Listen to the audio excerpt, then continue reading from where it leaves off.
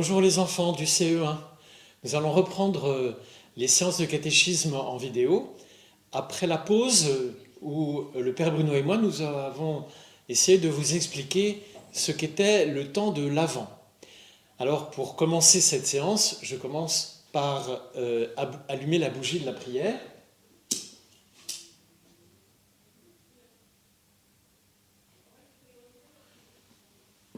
Et nous nous recueillons pour préparer notre cœur à écouter le message d'aujourd'hui. Au nom du Père et du Fils et du Saint-Esprit. Amen. Seigneur, nous sommes entrés avec tous les croyants chrétiens, catholiques, dans le temps de l'Avent.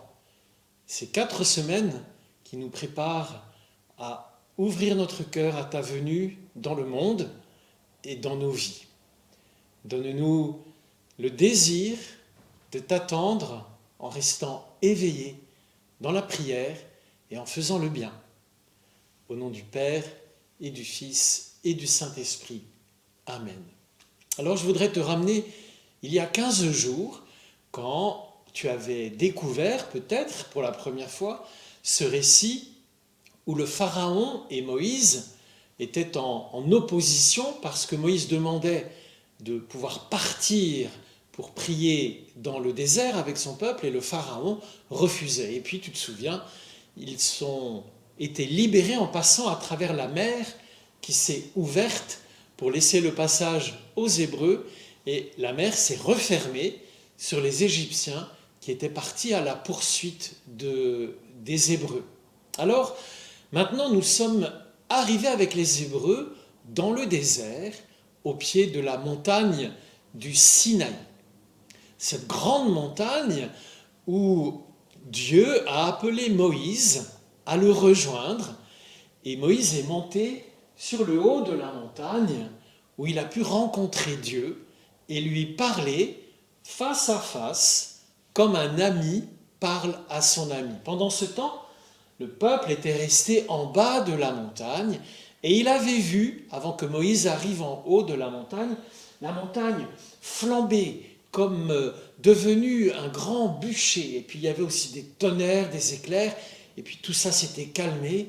Et Moïse était resté longtemps sur la montagne, 40 jours et 40 nuits, à écouter Dieu et à parler avec Dieu. Et au bout de ces 40 jours, il redescend en ayant en main les tables de la loi, c'est-à-dire 2 gros morceaux de pierre avec du texte écrit dedans. Et ces textes, c'étaient les 10 paroles de vie. Pourquoi est-ce que Dieu avait donné 10 paroles de vie à Moïse? Eh bien, les Hébreux, une fois qu'ils étaient arrivés dans le désert et qu'ils étaient devenus libres, ils avaient d'abord été extrêmement joyeux. Ils avaient chanté, ils avaient dansé, ils avaient fêté cela.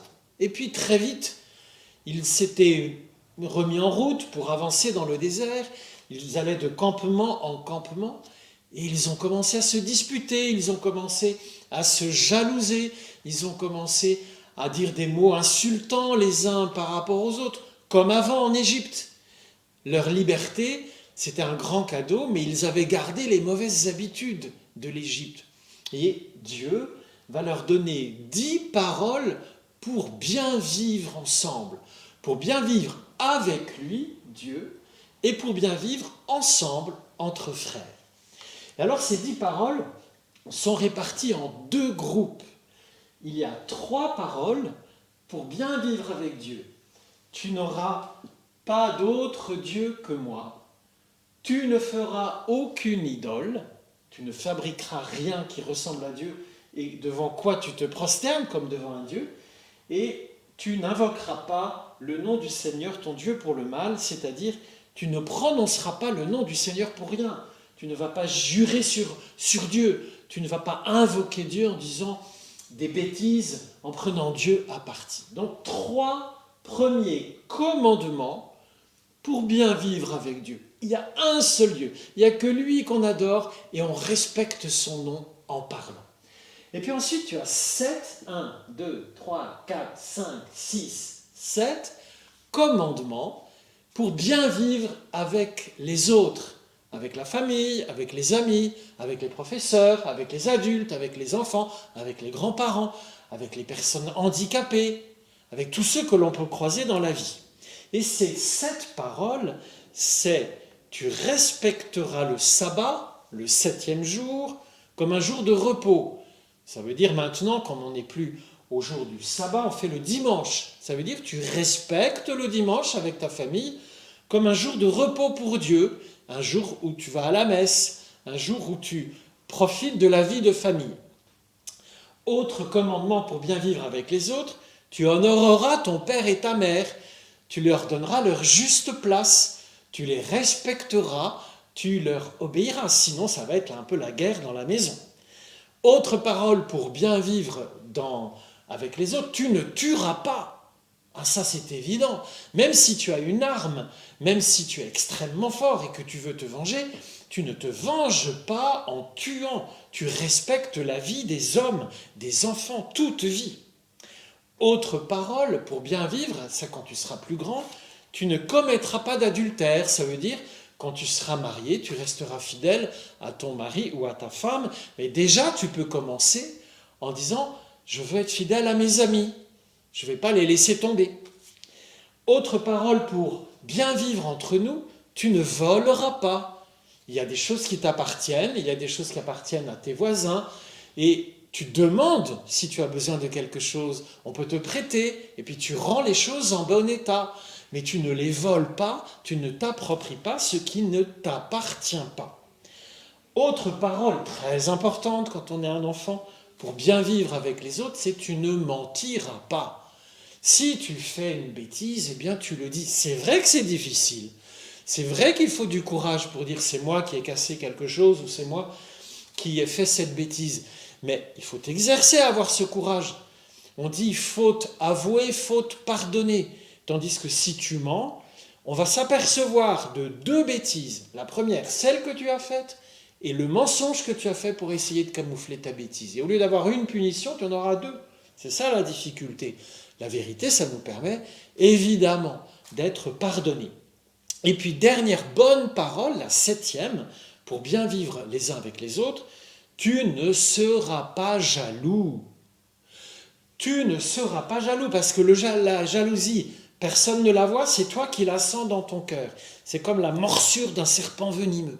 Et ça met un poison dans ton cœur qui va te mettre des mauvaises idées dans la tête, un mauvais regard dans les yeux, des paroles méchantes sur la langue, et au bout du compte, peut-être tu vas faire du mal. La jalousie, c'est une maladie, une bombe à retardement. Tu vois. Alors tu essayes de canaliser la jalousie. Bien sûr, tout le monde n'a pas les mêmes choses, tout le monde n'a pas les mêmes capacités. Et si moi je suis moins intelligent qu'un autre en arithmétique, je peux demander à quelqu'un de m'aider. Et parce qu'il est plus avancé, il va m'aider. Mais si je suis plus avancé que lui en français ou en orthographe, je vais pouvoir l'aider. Donc nos différences vont se partager et vont nous permettre de nous aider les uns les autres. Si je ne cours pas vraiment assez vite pour échapper à un chien qui me poursuit, je peux agripper la main de papa qui court plus vite que moi, qui va m'entraîner, tu vois. Mais si papa qui est très grand ne peut pas passer sous une petite barrière parce que quelque chose est tombé de l'autre côté, moi je suis petit et je vais aider papa parce que je peux passer sous la barrière, tu vois.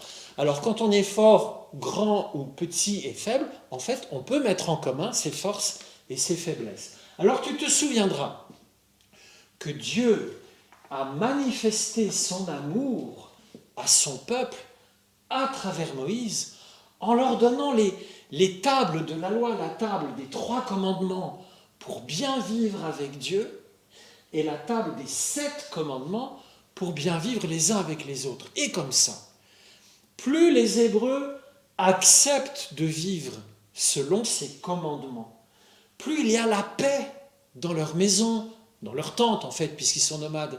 Mais moins ils font ça, plus ils mentent, plus ils sont jaloux, plus ils volent, plus ils commettent l'adultère, plus c'est la pagaille. Or, Dieu veut que nous vivions en paix. C'est pourquoi il est très important de commencer à s'exercer à vivre selon les 10 commandements qui sont 10 paroles de vie. 10 paroles de vie bonnes, 10 paroles de vie justes, 10 paroles de vie joyeuses, 10 paroles de vie heureuses.